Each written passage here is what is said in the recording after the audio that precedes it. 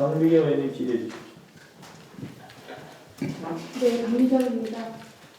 예, 얼마 전에 국감도 있었고 또 이번 행정감사를 준비하시면서 우리 집행부나 직원분들이 많이 노고가 있고 많은 업무로 시달린 걸로 알고 있습니다. 더불어서 이번 행정감사로 인해서 좋은 수감 사례가 있으면 또 같이 격려도 하고 또 부족한 부분이 있으면 날카로운 지적을 하면서 따뜻한 우리 경북교육 그리고 청렴한 도교육청이 될 수 있도록 같이 노력하겠습니다. 지금 오늘도 그렇고요. 지금 위드 코로나가 10월 1일부터 시행이 됐습니다. 근데 연일에서 경북에서는 확진자가 계속 나오고 있고 또 거기에 확진자에 대비해서 학생들이 한 25% 정도 데이터를 보면 학생들 확진이 계속 나오고 있습니다. 자료를 보니 우리 경상북도의 확진자들은 11월 1일자부터 해서 27명, 21명, 31명, 11월 5일자에는 84명 이렇게 계속 나오고 있고요. 또 우리 도교육청 소속의 학생들 역시 8월 1일자부터 8명부터 해서 19명. 그죠? 어제 일요일은 15명이 나왔더라고요. 그래서 계속 10명 이상 이렇게 확진자들이 나오는데 다행히도 고3 학생들은 없더라고요. 유치원, 초등, 그리고 고1 학생들이 대부분이었고 그래서 이전에 우리 7월 달부터였나요? 그 코로나 백신 고3 학생들 위주로 접종을 미리 해서 또 미리 이렇게 또 방지가 되지 않았나 다행이긴 하지만 지금 우리가 수능이 얼마 남지 않았잖아요. 지금 오늘자로 9일인가요? 그죠? 네, 그게 9일인데 수능을 앞두고 사실 전날이든 당일이든 간에 비상사태가 분명히 일어나지 않는다는 보장이 없습니다. 그래서 그랬을 때 어떻게 우리 경북도교육청에서 수능 학생들을 위한 대비책이 있는지 계획 플랜을 가지고 계시는지 그리고 우리 교육부에서 어떤 지침이나 매뉴얼들이 내려와 있는지 그런 것들을 좀 간단하게 좀 말씀을 해주시겠습니까? 예, 교육국장 권영근입니다.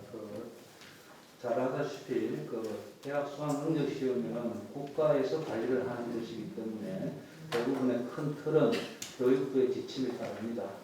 교육부에서도 매뉴얼을 이미 내려주어서 우리도 거기에 따라서 준비를 하고 있고 지금 큰 맥락에서는 비상사태가 오더라도 수능은 실시하는 것으로 되어 있습니다. 그런데 저희들이 지금 수능을 위해 가지고 준비하고 있는 것은 물론 일주일 전부터 모든 고3 학생들은 일단 원격 수업에 돌입을 하고 시험장 중학교는 월요일부터 원격 수업을 실시합니다. 그리고 수험생들을 위해서 저희들이 할 수 있는 것은 일단 기본적인 방역 물품, 마스크라든가 손소독제라든가 이런 것을 지급하고 그다음 당일날 시험을 대비해서는 전체적으로 세 파트로 움직입니다. 일반 학생들은 일반 시험실에서 한 실당 최대 24명입니다. 그렇게 시험을 치고 당일날 이상 증세가 유증상자는 일반 학교 시험장 내 특별 시험실에서 별도 시험실에서 시험을 치게 되어 있습니다. 유증상자입니다. 그럼 잠깐만요. 유증상자들을 별도 시험장이 별도 시험실입니다. 시험실이 그럼 학교마다 다 마련이 되어 있나요? 예, 그렇습니다. 최대 4명을 지금 목표로 하고 있습니다. 한 실에 4명 들어가는 예. 자, 그렇고 그다음 자가격리자. 지금 현재 자가격리자는 별도 시험장에서 시험을 치게 됩니다. 그리고 확진자는 시험장 학교가 지금 경북에는 3곳이 마련되어 있습니다. 작년에 포함 1곳이었는데 경북은 워낙 광활한 지역이어서 거리가 멀기 때문에 이번에는 안동, 김천, 의료원에 또 마련해 두었습니다. 그리고 확진자는 지난 5일부터 확진 판정을 받으면은 완치 여부와 관계없이 병원 시험장에서 시험을 치르게 되어 있습니다. 그리고 저희들이 지금 확진자에 대한 명단은 이름은 밝히지 않지만은 확진자 수는 교육부에서 저희들한테 내려주게 되어 있고 또 저희들은 그걸 받아서 관리를 하고 있습니다. 그럼 국장님 지금 확진자 학생이 총 몇 명입니까? 지금까지는 1명인데 그 학생은 벌써 이전에 5일 이전에 확진이 되었기 때문에 완치가 되면은 일반 시험실에서 시험을 칠 수 있습니다. 그 자가격리 중인 학생은요? 지금 3학년은 지금 자기는 이제 없는 것으로 알고 있습니다. 예. 그럼 당일날 시험 치르다가 고열이 나거나 어떤 증상이 나타났을 때는 아까 말씀하신 별도 시험실로 시험, 갑니다. 그렇죠. 그리고 자가 격리를 하고 있는 학생이 만약에 시험을 치게 됐을 때 아까 뭐 별도의 시설이라고 하셨는데 그 별도 시험장입니다. 시험장은 어디 있습니까? 각 지구마다 한 곳씩 정해져 왔습니다. 어떤 곳에 지정을 하십니까? 학교에 내 이 학교 내입니다. 네, 잘하겠습니다.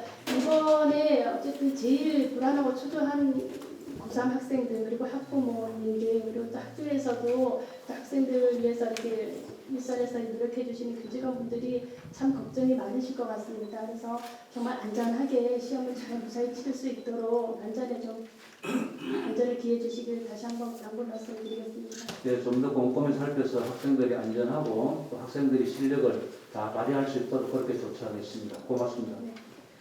다음 질의 하겠습니다.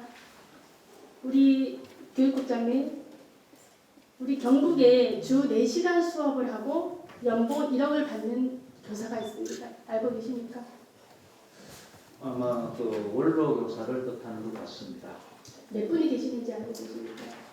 제가 정확하게는 그 기억이 잘 안 납니다만은 그 원로 교사는 그 대개 그 8년 교장 중임까지 하고 난 이후에 정년까지 시간이 남아서 본인이 희망하면은 그 학생 지도에 별 지장이 없다면은 학교에서 그 원로 교사를 일반 교사처럼 그렇게 하도록 되어 있습니다.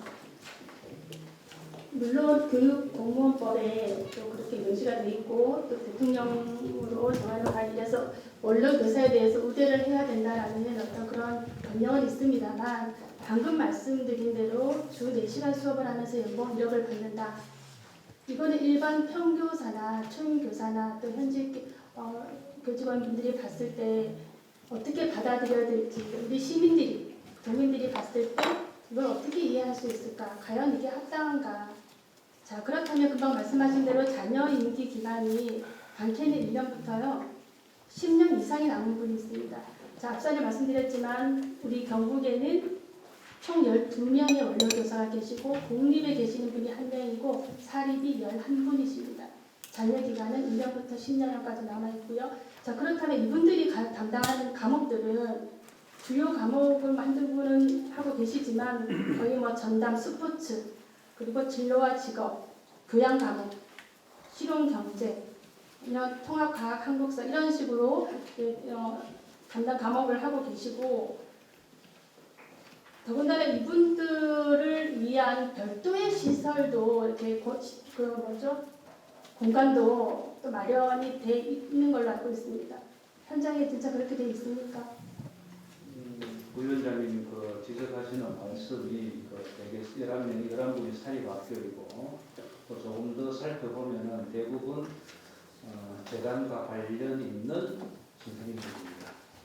그래서 아마 수업 시수도 좀 적고 또 별도의 그 실을 마련하신 분도 있고 그렇지 않으신 분도 있습니다. 대부분 그 원로 교사의 실이 별도로 좀 마련이 되어 있는 걸로 지금 확인이 되고 있고요. 이분들은 뭐 인사 관련도 당연히 없고 또 뭐 행정 업무에 대해서는 당연히 업무는 아직 보지 않고 또 아까 말씀드린 대로 별도 사무분과도 마련이 되어 있습니다.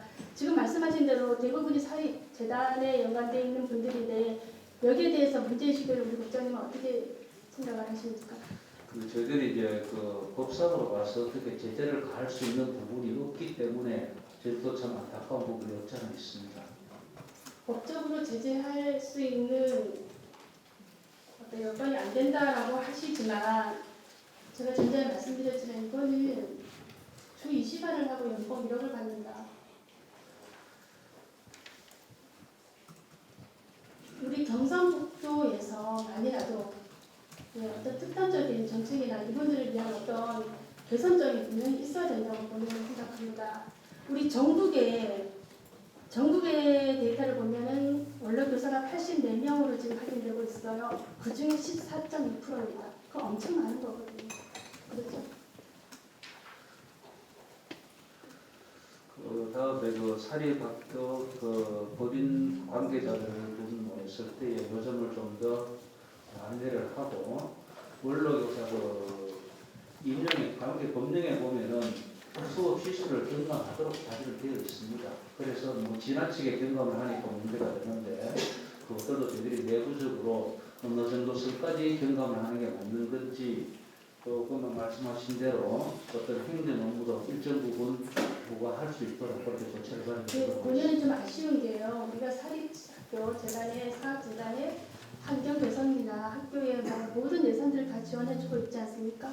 네, 지원은 다 해주고 이런 제재는 어렵다라고 말씀하시면 안 되는 거죠.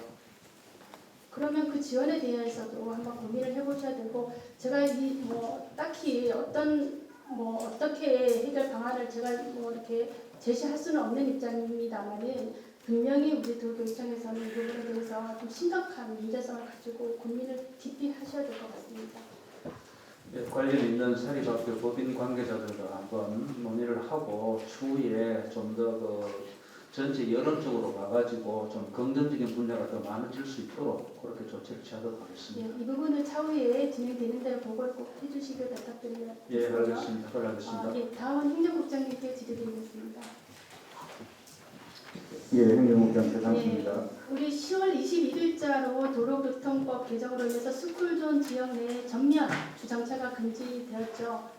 예, 실제로 가태료가 가격이 대부분이죠. 예, 예. 12만 원. 그렇죠.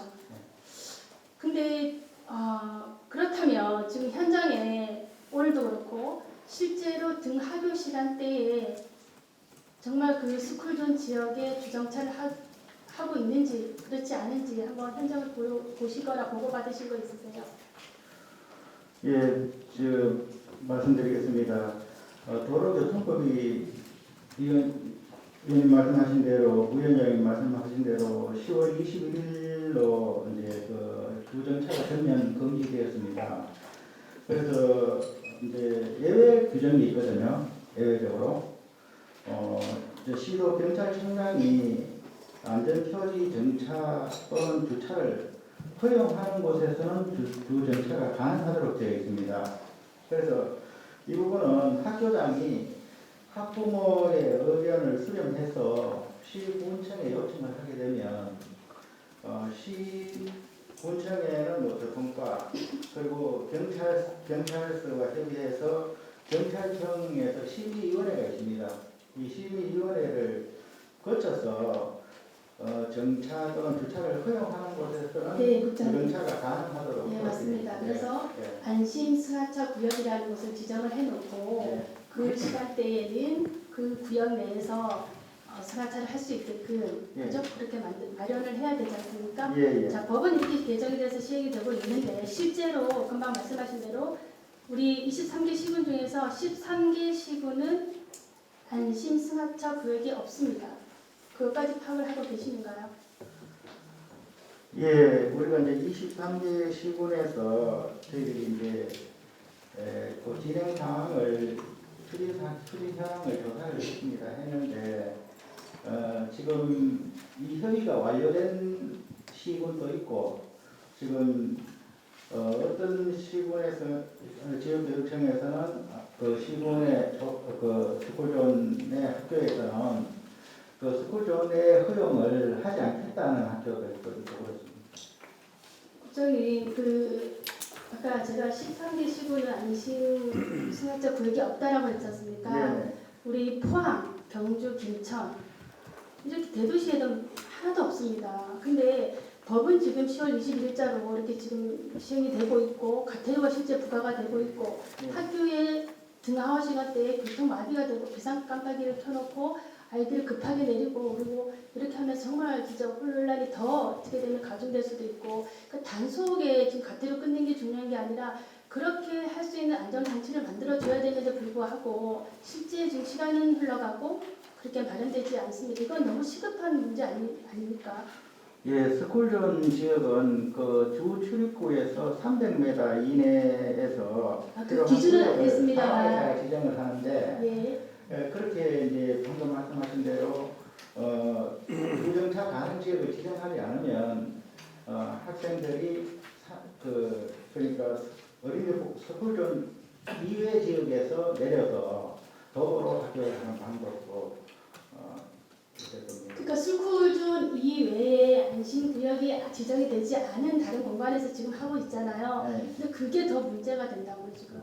더 교통이 더 혼선이 되고 더 위험천만이 되고 있기 때문에 빨리 이 안심구역을 지정을 할 수 있도록 새 기관에서 우리 교육청도 그렇고 경찰청도 그렇고 지자체에서도 그렇고 지자체에서는 지금 예산이 없다 그러면서 가속 방지턱이라던가 뭐 안내 표지 이런 것도 지금 설치가 안 된 곳이 허다하거든요. 근데 그런 것들에 대해서 우리 교육청에서 어쨌든 학교 내에 우리 학생들의 안전을 위해서 만들어진 법 아닙니까, 그죠? 네, 그렇습니다. 그렇다면 먼저 우선적으로 나서서 시행을 하도록 해야 되지 않겠습니까? 예, 저희 교육청에서는 경상북도의 그 동정책과가 있습니다. 충분히 협의를 해서 그런 문제점을 대해서 대책도 수립하고 학생들이 안전하게 통학할 수 있도록 그렇게 하도록 하겠습니다. 이 부분도 시급적으로 다시 한번 강조드리면서 빨리 해결해 주시길 바라면서 질의를 마치겠습니다. 이상입니다. 알겠습니다. 네, 박민기 의원님 수고하셨습니다. 국장님, 그 교민대보에서요 성보충심의위원회가 열렸었는데 거기에서 그 위원 한 분이 모 교육지원청입니다. 그 모 위원 한 분이 가해자한테 질문하는 와중에 실명을 거론해서 문제가 되고 또 제2차 피해가 일어난 걸로 알고 있습니다. 그 내용에 대해서 좀 이야기를 해봐 주십시오. 교육부장 권영근입니다. 사실 이게 성비리 사건은 이렇듯한 말씀을 나누기가 상당히 조심스럽습니다. 잘못하면 2차 가해가 되기 때문에 지금 이 사건도 마찬가지입니다. 피해자가 징계위원회 이전에 자료를 수집하는 과정에서 얘기를 하다가 참고인의 이름을 얘기를 해버렸습니다. 그때 학교에서 벌어지는 선거중심위원회죠. 그래서 이제 그 간사가 실명을 거론하면 안 됩니다라고 일차 경고를 했고 그 이후에는 그런 일이 없었습니다. 그런데 이제 그 피해자가 그 사실을 알고 이제 2차 가해라고 얘기한 상황이고 이렇게 한 그 가해자는 지금 현재 9월 1일자로 이미 그 다른 학교로 전보되어 있는 상황입니다. 그 비밀 유지를 하지 못하는 거는 어쨌든 그 공무원 징계가 가능하지 않습니까, 그죠? 그럼 이분은 지금 전보 상태라는 거죠? 지금 성비위 사건으로 해서 전보가 되어 있고 네. 징계위원회에서 징계도 받았습니다. 근데 지금 말씀하시는 것은 2차 가해에 해당되기 때문에 피해 교원이 2차 가해라고 정식 저희들한테 문제를 제기하면은 그것이 징계의 그 사안이 되는지 다시 저희들이 살펴보고 그 정할 일입니다. 근데 이런 것들은 당연히 매뉴얼이 있지 않습니까, 그죠? 예, 있는데 저희들이 판단하기에는 분명히 그 거론할 때 실명을 거론하면 되지 않지만은 이런 일이 그럼에도 불구하고 본인도 모르게 그렇게 이름이 한 차례 거론된 것 같습니다. 본인도 모르게 한 차례 거론되는 일로 인해서 얼마나 큰 피해가 또다시 일어날 수 있는지를 이번에 보면서 느낍니다. 이 성보충심의위원회 구성은 어떻게 되어 있습니까? 선거중심위원회는 이제 학교 구성원도 있고 외부에서 그 해바라기 센터인데 전문가도 옵니다. 그럼 다들 전문가들로만 구성이 되어 있는 건가요? 전문가도 있고 학교 내부에 이제 교원들도 있고. 교원들도 어쨌든 여기에 관련된 업무를 봤다던가 경력이 있는 분들 아니겠습니까? 예, 예. 근데 그럼에도 불구하고 실수가 나온다는 거죠, 그죠? 자, 이 부분에 대해서 제가 오늘 지적하고 싶은 거는 그래서 우리 학교 폭력에 대해서 이야기가 있었습니다. 학교 폭력 그 심의위원회가 지금 각 지역청에서 이루어지고 있지 않습니까? 예, 그렇습니다. 2019년도의 자료를 보면 대부분은 각 하나 기각으로 끝나는데 2019년도에 9건의 인용 사례가 있었고요. 그다음에 작년에는 2건이었습니다. 20년도에. 그리고 올해는 지금 8월까지 데이터를 보면 벌써 9건이에요. 그리고 나머지 진행 중인 거는 벌써 전학 등 조치를 원처분해서 했는데 전학을 했는데도 불구하고 지금 현재까지 그거 빼고라도 9건의 인용이라는 결과를 지금 내고 있는데 이거는 행정 행정심판과 심판 그죠? 예, 예. 예. 위원회에서 이렇게 결과가 난 건데 그럼 이렇다면은 그 심의위원회에서 학교폭력대책심의위원회에서 제 기능을 하고 있느냐 그거에 대한 의구심을 갖지 않을 수가 없습니다. 어떻게 생각하십니까? 이제 학교폭력대책심의위원회에서 결정하는 것은 사실 혼자 하는 것이 아니고 여러 위원들의 의견을 모아서 합니다. 그것하고 행정심판에서 보는 관점하고 조금 차이는 있을 수 있습니다. 차이는 있을 수 있겠죠. 근데 아까 제가 말씀드린 대로 학교폭력대책심의위원회 구성이 지금 법으로는 심의위원회를 10명에서 50명까지 구성을 할 수 있고 또 거기에 3분의 1을 학부모로 구성을 하게끔 되어 있습니다. 우리 도교육청에 보면 위원장님이 우리 부교육감님이시잖아요. 그죠? 위원장님을 포함해서 모두 10분만 딱 10명 이상이지만 10명으로만 구성이 돼 있고 여기 구성 그 위원회별로 구성인을 보자면 전문직의 장학사 장학관 그리고 전문 상담 인력, 행정 지원 인력, 학부모 위원 그리고 외부 전문가 중에서 의사나 변호사나 경찰, 상담 복지 전문 인력이 있는데 그런데도 불구하고 포항에는 보면은 소위원회가 총 8개예요. 근데 전문 인력이 전문 상담 인력이 한 명도 없습니다. 소위원회 별로.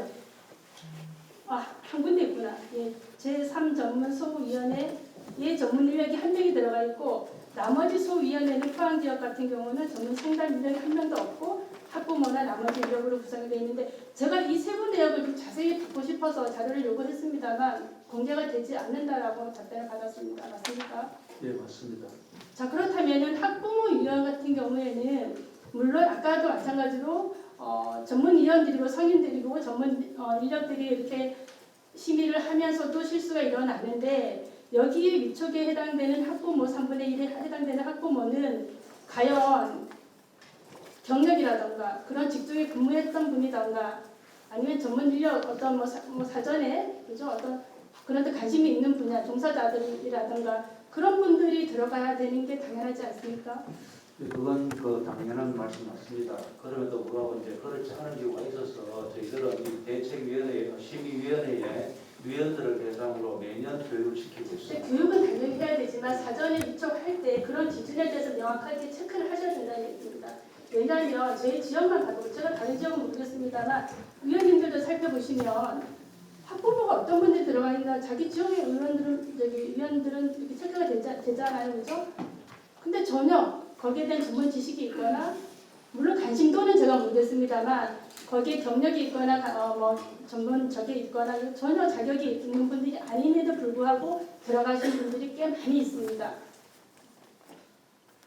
제가 거기에 대해서 지금 어떤 특별한 적이 없기 때문에 구체적으로 말씀을 못 드리지만 그런 분들이 역할을 잘 할 수 있도록 물론 교육도 중요하지만 위촉할 때 정말 신중하게 위촉을 해야 된다는 그 필요성을 언급을 하고 싶고 또한 그 심의위원회가 열릴 때는 가해자 피해자가 명확하지 않잖아요. 그죠? 그럴 수 있습니다. 그래서 위원회를 열어서 법률 전문가들을 모셔놓고 이렇게 근데 그 진행 과정에 보면 사실 그 자료가 언제 송달이 됩니까? 이 위원들에게 심사를 하게 되는 자료가 사전에 송달이 되지만은 어떤 분은 사실 잘 검토를 하지 않고 참조하는 그렇죠. 부분이 예. 있습니다. 사전에 송달이 돼도 전달이 돼도 그게 며칠 안에 그냥 2, 3일 전에 아니면 전날 그리고 또 말씀대로 검토도 하지 않고 오는 분들도 사례들이 있더라고요. 그래서 내용도 잘 몰라요. 심의하러 왔는데 그렇다면 당연히 사전에 자료를 검토를 하고 사전에 위원회 미팅을 사전에 위원회에서 미팅을 해서 한번 이렇게 심도 있게 그 논의를 한 다음에 심의위원회를 들어가서 논의를 해야 됨에도 불구하고 그런 절차가 전혀 없다는 거죠. 그렇다 보니 예를 들어서 위원 중에 한 명이 나 제 학생은 내 관점에서 얘는 가해자다 찍어버릴 수가 있어요. 그러면 그렇게 걔를 가해자로 선동을 하기 위해서 발언을 하거나 질의할 때 그런 멘트를 질의를 하다 보면 걔는 가해자가 되는 겁니다. 어떻게 생각하시나요? 사안에 따라서는 위원회 어느 한 분이 심의 과정을 주도할 수는 있습니다만은 저희들이 지금까지 본 거는 충분히 심의위원회의 분위기가 자기 의견을 충분히 개진할 수 있는 그런 상황이 되기 때문에 어느 한쪽으로 가해자는 가해자, 피해자는 피해자라고 한쪽으로 확 몰리는 것은 아니고 충분히 의견을 낼 수 있다고 생각합니다. 그리고 말씀하신 그 위원회 위촉 문제의 그 자격 문제라든가 그것만 말씀하신 사전에 송달되었을 때 사전에 그 인지하고 오느냐 그런 문제들은 저희들이 각 지역청의 시민위원회를 통해 가지고 다시 한번 알아보고 모자라는 부분은 충분히 채울 수 있도록 하겠습니다. 거기에 대한 그 평가 점수가 총 몇 점이죠? 그 뭐 항목별로 평가 점수가 있던데 학생들의 제재 그 뭐죠? 15점인가요? 그 고의성, 뭐 반성 정도 이런 걸로 인해서 총 점수 데이터가 있고 거기에 중에서 이 학생을 뭐 학교 봉사를 한다던가 전학 조치를 한다던가 그렇게 기준으로 있지 않습니까? 그죠? 근데 그 1점 하나로 인해서 이 학생의 장래가 걸리는 경우도 있단 말입니다. 예를 들어서 모 특성화 고등학교 여고를 간다던가 근데 얘는 이 1점 하나로 인해서 거기에 불이익을 당해서 내 인생까지 진짜 그렇게 중요한 일이고 또 사전에 금방 말씀하셨지만 충분히 의견을 얘기를 하고 뭐 그런 거 검토가 있다라고 하지만 실제로 이런 사례가 민원이 있습니다. 그래서 피해자이지만 그 피해자 가해자 거기에 정도에 따라서 그런 선동된 이야기로 인해서 질의로 인해서 피해를 봐서 결국은 행정소송 심판까지 올라왔고 다시 인용으로 결과를 받았습니다. 이런 일이 있으면 되겠습니까? 이 학생은 또 뭐 아주 우수한 학생이고 또 장래 꿈도 있고 그런 친구인데 잠깐의 실수로 인해서 자기도 알지도 못하게 뭐 이렇게 하다가 그건 뭐 어쨌든 그런 내용적인 면에서 그런 거를 하기가 이렇게 확실하게 좀 이렇게 걸러줘야 되는데 어떤 그런 게 없이 일방적으로 선동을 하다 보면 이런 피해자가 나오게 된다는 얘기죠. 그런 안타까운 일은 뭐 사실 일어날 수도 있는 문제입니다만은 이 학교 폭력 문제는 사실 가해자, 피해자를 구분하기 상당히 어려운 경우가 많습니다. 그러다 보니까 이제 그 가해자, 피해자가 나중에 가서 뒤바뀌는 경우도 있고 이런데 참 어떻게 보면 참 어려운 문제입니다. 그래서 한 번 더 말씀을 드리겠습니다. 전문 인력이 전시 필요합니다. 10명 이상입니다. 꼭 10명을 맞추라는 게 아닙니다. 그죠? 그 인원수도 고려해 주시고 또 학부모나 전문 인력에 대해서 아까 상담 인력 포함 같은 경우 전무하다 그랬죠? 그 부분도 한번 확인해 보시고 앞으로는 정말 거기에 대한 전문 인력 교육이 중요한 게 아니라 위촉할 때부터 심각하게 고민을 해서 제대로 된 분들을 선정해 주시길 바랍니다. 그리고 이렇게 인용이 되는 사례가 잦지 않도록 해주셨으면 관리를 해주시길 부탁드리겠습니다. 예, 잘 알겠습니다. 그렇게 조치를 취하도록 하겠습니다. 네, 이상입니다. 네, 박 위원님 수고하셨습니다. 국장님 이런 부분 저희들도 민원 엄청나게 받거든요. 아주 중요한 부분이라서 신중하게 다시 한 번 더 전체적인 제도 자체를 좀 검토해 주십시오. 예, 진행 시간이 안 계시다.